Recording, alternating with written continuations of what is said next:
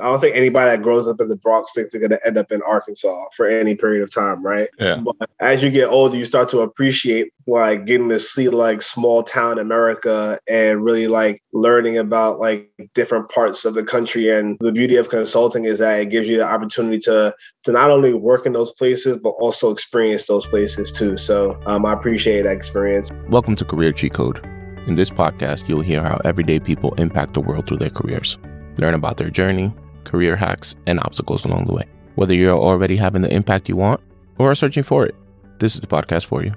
On today's episode, we have a Bronx native who spent some time working in consulting and is now a program manager for small business client experiences in North America at Facebook. Let's start the week with Calvin Mack.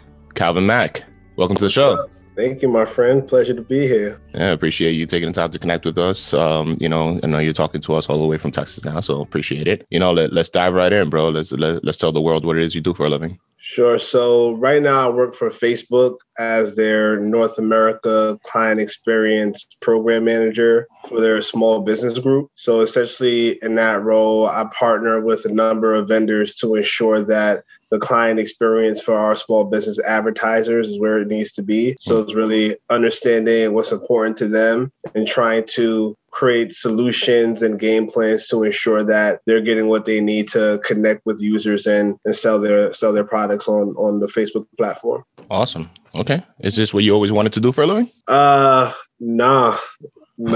That's a loaded question for me because I never really grew up knowing what I really wanted to do. It was kind of just work hard and then you'll end up in a good spot. And it's not until recently where I started to be a little bit more intentional about my career and where exactly I wanted to be. Got it. That makes a lot of sense. That sounds like many of us. I know you grew up in the Bronx, right? In New York. And I know for a lot of us, it was like, we don't know, just stay in school and keep doing okay. And then we'll figure it out as we go along. Exactly. Gotcha. So let's backtrack. Let's tell the world a little bit about what's your upbringing like, where'd you grow up, all of that. Sure. So I grew up in the Bronx, the North Bronx, Baychester, Edenward projects. Upbringing, low income households. Like my mom was born and raised in Ghana, and my dad, he was born in South Carolina, raised in New York. So they met sometime in their 30s. And then, so I just grew up as a real city kid, just navigating the city lifestyle. Ended up going to high school in Harlem, which is where you and I met, obviously. Yep. Really had an opportunity to go to a solid school that really helped prepare me for where I needed to be from college and thereafter. Got two sisters. So we all grew up in different parts of the Bronx. But yeah, man, that's kind of my lifestyle, how I grew up. That's awesome. Yeah, I know. FDA brought us together. And I think even then you were playing basketball, but also being very academic and trying to make sure that, because academics was part of even our basketball program there, right? It's you're going to play, but you need an 80 average. But even that was the benchmark, right? So for us, I know we took a lot of pride in trying to push each other and make sure that we all had the best grades possible to just potentially set us up for whatever the best possible options were, right? So for us, it was absolutely. We may not know where we're going to school, but we know if we at least position ourselves to have the best grades, that'll give us at least some more options, and then we'll figure it out. And that was just the culture at FDA at that time. It was very all of us together in this, and very much pushing each other to be the best that we could possibly be. Yeah. So, okay. So when we were there at FDA, come senior year, we're looking at schools. Tell me what's going through your mind. Are you thinking, let me try to stay as close to home as possible? Let me get as far away as possible. And where'd you end up going? Yeah. My rationale was, let me go to the best school I get into that's free.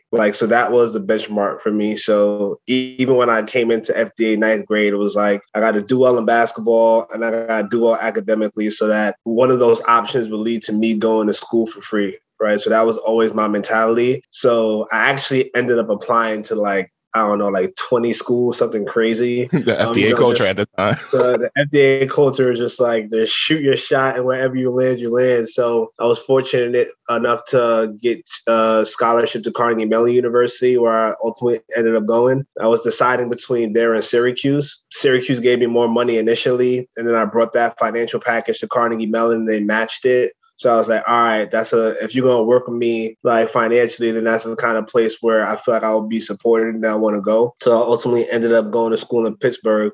Like location, like I did want to go be a little bit away from the city, but I didn't really care where I ended up from a location perspective, just the best possible school that I can get into. That's awesome. So you negotiated your package to go to college? Yes. That's awesome. I've never heard of that being an option. I know even in my experience, I had conversations with other schools and said, hey, I'm getting a better, situation somewhere else. And at that time, it was with Fordham University, which is like down the street from here. Mm-hmm. And once I told them, my other consideration was like Lemoyne College. They were like, you're going to be in great hands. Like, go over there. Like, do that. And yeah. And basically, it was like, we can't match what they're offering you, right? But also, we believe in that. Like, we know the people that run that program, and you're going to be great there. So that worked out well. But you're the first person I ever heard that negotiated their college entrance.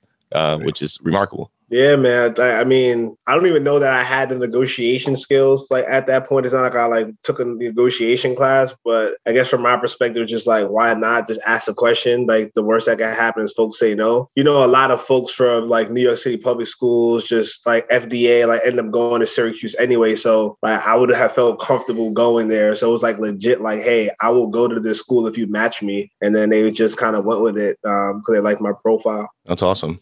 All right. So you end up going to Carnegie Mellon. So when you went in there, what was your thought process in terms of major? And is that ultimately where you ended up with? I'll say this. When I left FDA, similar to how I was saying, I was just applying to a bunch of schools. Through each of those applications, I was also applying like different majors. So like it really was unstructured. Like my thought process at the time was just like get to college. When I had applied to Carnegie Mellon, I applied to two schools, the Tepper School of Business undergrad and the engineering school. I think I wanted to be like an electrical engineer at the time. So I ended up getting into the business school. I got waitlisted for the engineering school. And I was just like, all right, I guess business is what it is. So then ended up going down that path, ended up sticking with it, actually ended up enjoying it, not realizing it fit like my interests, it fit my personality, and I'm still in that field today. So it worked out well. That's awesome. So tell me about your college experience. Were you in FDA, you were very active and involved in basically anything you could get your hands on, right? And just trying to stay busy, trying to build that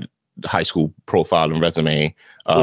Was that also the case in college, or were you more, getting other jobs or internships, or what did that look like? I would say I was similarly active in college. So the two big things was my fraternity, Alpha Fraternity Incorporated. I was president of our local chapter, the Omicron chapter. And I was also the president of our Black student union called Spirit at Carnegie Mellon. So the interesting thing is, growing up in New York, you notice like it's very diverse, right? And you grow up like a lot of like Black people, Latinos, like people from all different walks of life, just all like coming together. And that's like the norm. In my high school experience, like I didn't really interact with many white people, to be frank. So I actually wanted that somewhat as far as like my college experience, just so I can get a sense of what like the real world looks like. And I found that going to Carnegie Mellon that I automatically like kind of like gravitated to like a home base and ended up finding leadership positions like in those historically Black organizations and kind of making a name for myself on campus through that and really being an advocate for my community on campus at the time. So that's something that like I took pride in, that I didn't realize was important to me in in high school, because it's just like the norm. But it really like kind of hit home when I got to college. Yeah, that makes sense because, at FDA and just growing up in the Bronx, like we were surrounded by 99% of Black and brown people. Like I think in FDA, those are basically the numbers, right? So, and then you go back home and your community also looks like you, right? Well, then you go away. And I know you and I had these conversations while we were in high school. And I know we had, some leadership that basically told us when you go away, that's not going to be the case. So just be mentally prepared for that. And like, I know Dr. Hodge was big on like letting us know, like, you guys are like living in a bubble right now and you're going to get shocked when you go away. Yeah, for sure. Which, was the truth. Right. And I think we went away and you realize like of a class in my case of a class of like maybe 600 graduating students, maybe we had 40 in my class, like minorities in my class, you know what I mean? So it was like the percentages were just like that shock value. And then you realize that you do gravitate to people that look like you because you feel like that's where your support system is. And that's where the people that are going to understand some of the things that you're going through. And, you know, you're going to kind of build from there. But it was absolutely great exposure to get to understand other cultures, to get to understand other people's walks of life, and just build relationships with people that you would have never met otherwise, right? And it brings people from, you know, small farmlands in upstate New York that you're like, I would have never met you, and I'm literally the first Dominican you've ever met. And people told me that, and people were like, "What is Dominican Republic?" And I'm like, "Oh, great, okay, let me pull up a map and like try to have this dialogue because it's interesting." And now tell me about your farm, like your farmland, and like how does that work? Good. So, okay. So you saw yourself very much involved and very much building positions of leadership on campus and through people that look like you and you were advocating for your community in that way. Were you doing any specific jobs or internships that helped you prepare as you were getting closer to the end of graduation or like towards graduation? Yeah. So when I was in undergrad, I had a couple of internships all at the same company. And I actually ended up working with this company after I graduated, Carnegie Mellon, PNC Financial Services. So I had one internship in their, it was loan syndications, or essentially their version of an investment bank. And then after that, transitioned to more of their corporate banking like department, doing like cash flow management, things like that. So once I got exposure to that, it was still one of those things like, hey, this is a good gig. I got the full-time offer. They're paying me what I like to see. So I ended up taking that after I graduated. Great. Tell me about that experience. Because I know, and where were they based? Because I know after you spent 4 years in Pittsburgh, was your mind also like, let me stay in Pittsburgh or let me go anywhere? Like what was the thought process at the time? At that time, I was a little bit more intentional. Like while Pittsburgh still has a warm place in my heart, like I knew that it's not my favorite city. So I knew that I didn't want to live there long term. So even after like getting an offer, I was like, hey guys, I really want to accept, but I need to be somewhere close to like New York. And they had a regional office in New Jersey. So after I graduated, I moved to New Jersey, which got me closer to home, closer to family, closer to friends. It also still allowed me to develop myself professionally. So it kind of worked out, although it was more central New Jersey than North New Jersey, which I had initially thought it would be, which was kind of a damper on things. But overall, the experience was great. I think I learned a lot about myself professionally and just what it means to like carry yourself like in the workplace, what it means like navigate a corporate environment, gain mentors, and put the like on the ground experience you get from your job to the test on a day-to-day basis. So I really feel like, I mean, it was my first job, but I learned how to be a professional through that experience. Got it. That's helpful. Tell me a little bit about some of the day-to-day of that role at the time. Like what were you tasked with doing in that role? Yeah, so in that role, I was a part of the Treasury Management Department. So it's helping organizations think through their working capital and cash flow issues. Like on a day-to-day basis, what are you doing to maximize the cash that you have on hand to kind of navigate your business? So what that means for me specifically is having a strong understanding of the products and solutions that the bank had to offer, and then really like consultating these organizations and understanding like what their pain points are on a day-to-day basis and really recommending solutions to kind of bridge the gap to help them meet their needs from a cash flow perspective. Got it. So you would be the person that if I run a small business or a business, I would go and I have a business account with PNC. You would, and I'm trying to figure out either expansion or renovations or a loan that I need or something. You would be the person that I would call to help me understand what some of the options would be and how PNC can be supportive during that time. Exactly. So even a simpler way. So think about like your personal finance on a day-to-day basis, right? And how you manage like your money, like paying your bills, like receiving cash from somebody, et cetera. So take that same mentality and put that on like a business. And that can change like drastically depending on the size and scale of a business, right? If you deal with a smaller mom and pop, they might manage their finances like you or I would, right? But if you're talking about like a Fortune 500 organization, that looks completely different, right? So take a telecommunications company that has like hundreds of thousands of millions of customers, some of whom want to pay check or some of whom want to pay AC electronically or some of whom want to use credit cards. Like how do you like effectively manage all that so that you can get your cash in as quickly as possible and use that like either on a day-to-day basis or to like invest it so you're seeing a return later down the line, like a short-term like asset, right? So that's kind of like the conversations I would have with some of the companies that I worked with. Got it. Did you enjoy doing that role? So initially I did, but after a while I didn't, because I found that it felt somewhat monotonous and like kind of routine after a while. And I would do certain things to switch it up. Like I moved from New Jersey to Atlanta because that's a different like marketplace, different set of customers. I work with like small customers to large customers. But once you get like the core of it, it starts to feel the same, no matter like what the differences are between the region, market, or customer set. So after that, I realized that it was time for a switch. So I spent about 4 years at PNC, first as an analyst and then as a treasury management officer, and then went to business school at NYU Stern. Got it. What was a determining factor for you at that point that you felt like business school would be the next move, right? Because you're already working in business, which is what you studied, and you were already at the time, and I know you certainly wanted to switch from your day-to-day role. What made you feel like business school was the next move for you?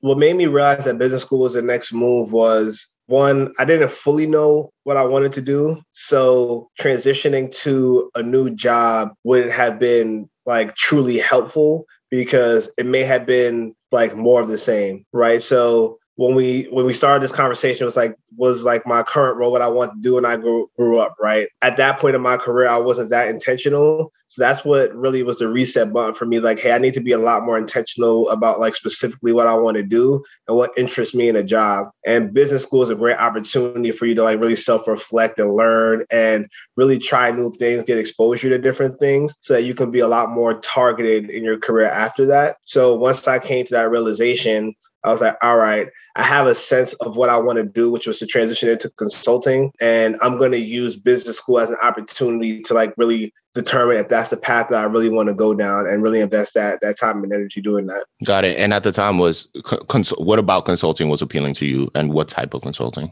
What was most appealing about consulting was the dynamic nature of it. I realized that I'm the type of person that likes to be intellectually stimulated and engaged on different things. And I appreciate that you come on the ground, you're dealing with like big problems for top tier premier companies, and you're really viewed as a thought leader that's driving or helping drive some of these massive changes for these organizations. So to me, that intellectual component and the challenging nature of that job was what really was appealing to me. And then obviously from a compensation monetary perspective, consultants get paid pretty well. So it was like, I'm kind of getting the best of both worlds if I go down that path. And then I ultimately ended up doing strategy consulting. So really like a lot of the visioning work and like really helping organizations think 3 to 5 years down the line around like what their top priorities are and really structuring like their game plan to transform the business to meet those 3 to 5 year like visions or guiding principles, if you will. But specifically when I was in consulting, I was focused on like the customer.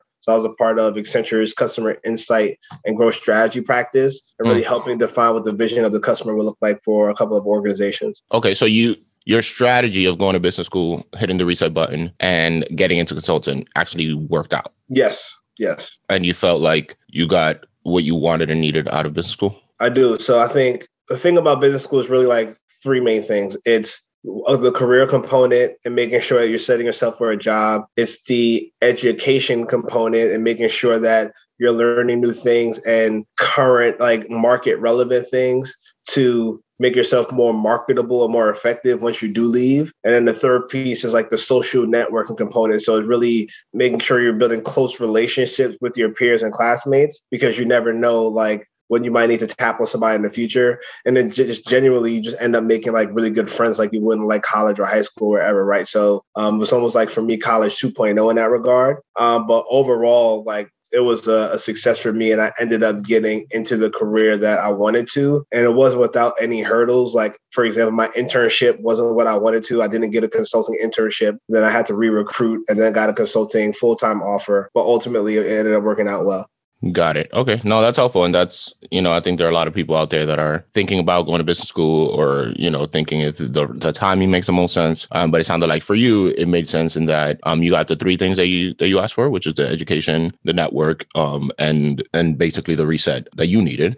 But also it helped you actually transition into the field that you wanted to. It's certainly something that I'm sure others are weighing and trying to figure out if it's the right thing. And, also the program matters, right? Like you were at NYU in a really good program. So I'm sure that also played a factor in you having a successful MBA experience, right? Tell me about that transition then. So you start working in consulting, you have the job that at that point you were very intentional about trying to get. What did that look like? What were you doing? And tell me some of the things that you appreciated from that time. When I first got into consulting, like the ramp is just crazy. Like the learning curve is steep. So it's like I got what I asked for, right? I got an intellectually stimulating environment, a fast-paced and challenging environment. And I appreciate it because it forced me to push myself and to adjust and to adapt. And I really felt like I gained like transferable skill sets that would allow me to take on almost any role. Maybe not per se from a functional perspective, but from like a day-to-day, like high workload, being able to multitask, prioritize, all of those things. I really felt like I gained a strong skill set there, which was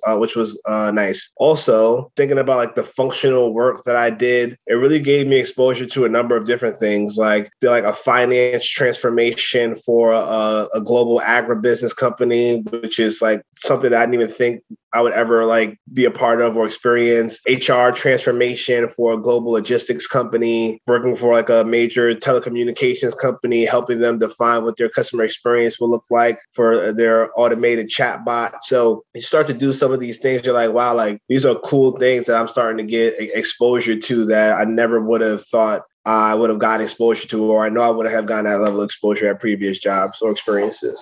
My understanding in consulting is also, depending on where your clients are, depends on where you are, right? Yep. Was that also your experience, or were you mostly based out of the New York area? No, so I traveled around quite a bit. So after I graduated business school, I actually decided to move back down to Atlanta where I was before business school. So that was kind of home base for me. But my clients were all over the country. So typical consulting lifestyle. You're wake up early, like first thing in the morning on Monday. You're on a flight. You land Monday. You get to work. Then you leave last flight out on Thursday, and then you head back home. So really, the majority of the week you're gone, like somewhere else, and you spend that like 3 days, maybe 3.5, maybe 2 to 3.5 days, like at your local office or local home. Tell me about an interesting or remote place that you went to that you would have never envisioned yourself working in. Wow, Arkansas.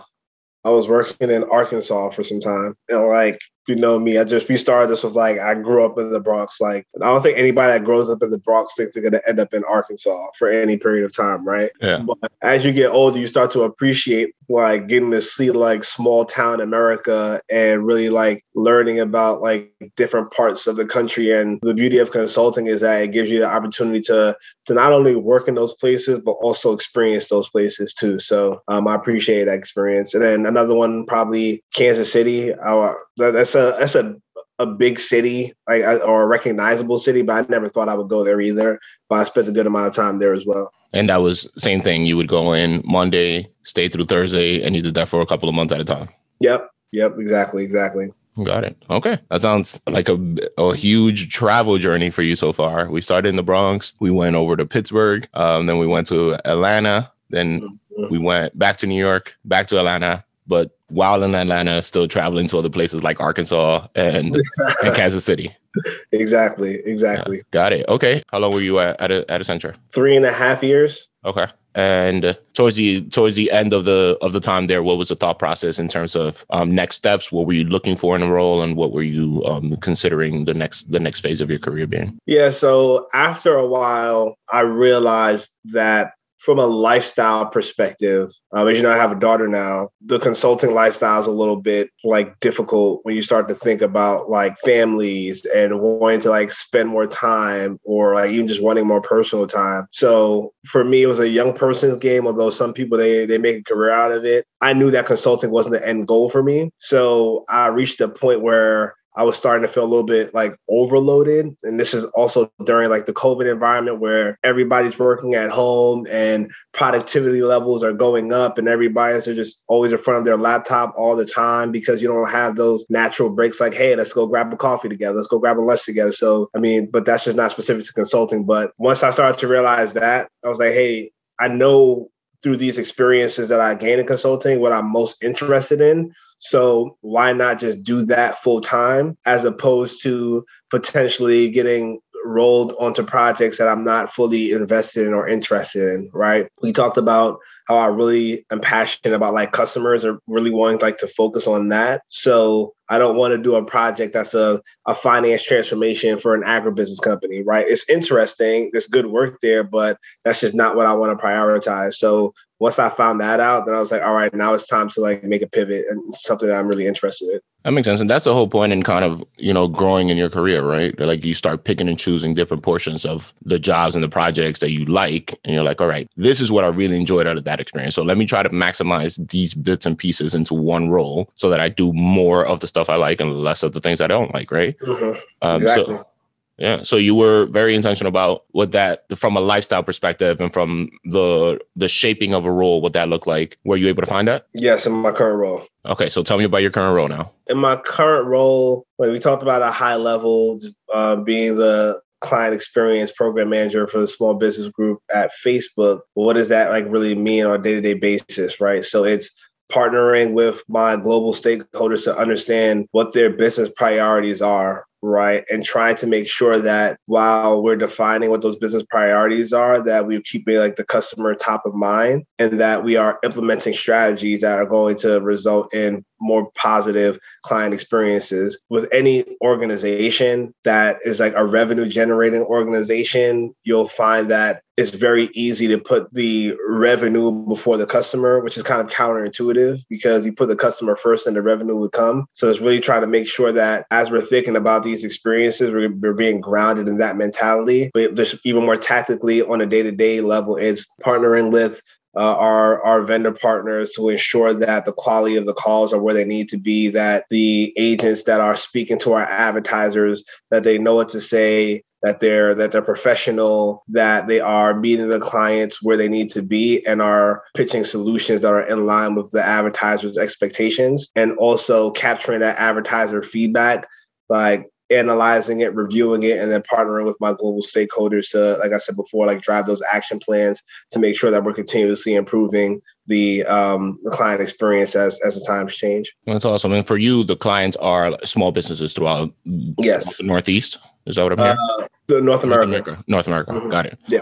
That's remarkable. So when you walk in on a Monday, or well, you don't walk in now because of COVID, but when you get to your living room on Monday, tell me a little bit about what that day actually looks like. What are you planning out for the week exactly, and and how does that actually play out? And how long are your days? Is it as long as they were in consulting, or is it different? I actually find that I'm working just as much as I did in consulting, but it feels a little bit different because I'm fully invested in what I'm doing and I have a lot more ownership than I did in consulting. So while I'm working the same amount, probably it doesn't feel like I am. And I will say that I did enjoy my experience in consulting overall, and I didn't leave because I didn't enjoy that, but the opportunity presented itself. So I want to make that caveat as well. To answer your question directly, on a Mondays are typically just planning for like the rest of the week. So I'll meet with the sales team to see like what happened in the last week, discuss the plan for the upcoming week. I'll meet with my manager, let him know like the updates on some of the projects that I have going on, any like roadblocks that I'm facing, any successes that I'm having, all those things. Is really coordinating our approach to make sure that we're in line with our roadmap for the year, right? So taking a step back, I'm a part of a global CX team or client experience team, and we have our global roadmap. So we're trying to make sure that week to week, we're taking incremental steps to accomplish those things that we said we would accomplish in our roadmap. So that's really what like a Monday looks like. Like, where are we this week to make sure that we're marching towards like that by the end of the quarter or half or year or whatever. So you went from working out of Atlanta mostly to then transitioning over to Texas. Tell me about that time and what went into making that decision. Yeah, so at that time when I was working in Atlanta, I was in a long distance relationship, and my current fiance, we were both like, hey, like we're at the point where we're starting to get serious. Like, what are we going to do from a location perspective? And you've seen how much I've traveled like over the course of like my adult years. So for me, it's like, what's another stop on the journey? So I decided to make the switch from Atlanta to Houston. And when you're in consulting, because you're traveling so much, your location really doesn't matter. I mean, for some folks it does, but for me, it really didn't based off of what I was functionally aligned to. So because of what it impacted me from a career perspective, I was like, personally, I'm willing to make the transition to Houston. And from a financial perspective, there's no state tax. So there's also that where I'm making the same money I was making in Georgia and Texas, but like my state tax is erased, which ultimately increases like my personal like income and net worth. So from a financial perspective, it also made sense as well. So I plan to be here for probably some time. Yeah, I mean, that makes sense. And now you have your daughter, your fiance, and you're just building a life in Texas now. Yeah, that's it. But New York is still my heart, man. I got to get back to the city sometime soon. Got it. All right. Favorite part of your role? Favorite part of my role, to me, there are a couple. I'm going to give you more than one. The collaboration. I really love how collaborative of an environment it is at Facebook. I've found that if I have a question, I can always rely on at least my team specifically to support me or help with the answer. The level of ownership, I think in previous roles, it's very easy to get caught in the trap of always needing to like request permission to do something because you don't want to like ruffle the feathers. You got to play the political game. In my current role, I've really been like empowered to just try things, like go ahead, fail fast, learn and move on, which is something that I appreciate because it's obviously you can't mess up too much, but if you do and you course correct, then that's kind of appreciated and encouraged. So that's something that I appreciate about this role as well. And the last thing is that it's all focused on the customer, right? So everything that I do, top of mind is how can we create better customer experiences? And functionally, that's most important to me. So those are three things that I appreciate about the role. Love it. All right. Are there any books or resources or podcasts or movies or shows or something, some form of media that you've consumed that has helped shape you personally or professionally that you would like to share? Personally or professionally? That's tough to say. I will say I am not as much of a reader as I should be. One book that I recently read was The Lean Startup. I think that helped me get prepared to make the transition from the consulting space into like the tech space, because a lot of what that book covers is how you go about starting your own business, but not only as an entrepreneur, but what does that mean as an entrepreneur? And I think a lot of the tech companies have that sort of mentality to just like start from scratch, fail fast, get the resource you need, no excuses, make it happen. So I think that was one book that's a really well-known book that kind of helped me make the transition. Awesome. Okay. Is there anything else that we haven't covered that you would like the world to know about Calvin? I think one thing, as I'm currently self-reflecting during this question, that a lot of people might not realize is how competitive I actually am, just because of how I carry myself. You wouldn't necessarily think that. I think maybe not so for you because we hoop together, so it's a little bit different. But like on a professional day to day, like that same energy doesn't necessarily translate to a conference room or a conference meeting. But I'm a really like competitive and like driven person. I think I've just really operated in a no excuse sort of environment, and that's just kind of how I push myself to like keep going. To stay motivated, and also making sure that I'm staying grounded and not forgetting where I come from. And we kind of talked about this offline in previous conversations. It's like catching up with folks I grew up with so that I can appreciate everybody else's success as I'm also trying to accomplish things myself, so that you continue to understand what's important in life, because it's very easy to get caught up in the corporate lifestyle, the go mentality, without taking the time to self-reflect and really say thank you and appreciate the people that helped make you the person that you are. It's a long response, but that's something that folks might not know about me. But now hopefully they do. Hey, I remember competing for grades. Who's going to get the highest grade and then 99 average or whatever. Every 0.1% matters, man. Absolutely. Kyle, I think we covered everything we wanted to cover today, man. I appreciate you for stopping by and making the time to connect. Definitely, bro. Really appreciate you, man. Kyle and Mack, the GOAT. You heard? You know it. Let's do it. I hope you enjoyed this episode. If you did and believe on the mission we're on, please like, rate, and subscribe to this podcast on whatever platform you're using, and share this podcast with your friends in your networks. Make sure you follow us on Instagram and LinkedIn at Career Cheat Code, and tell us people or careers you would like to see highlighted. See you next week with some more cheat codes. Peace.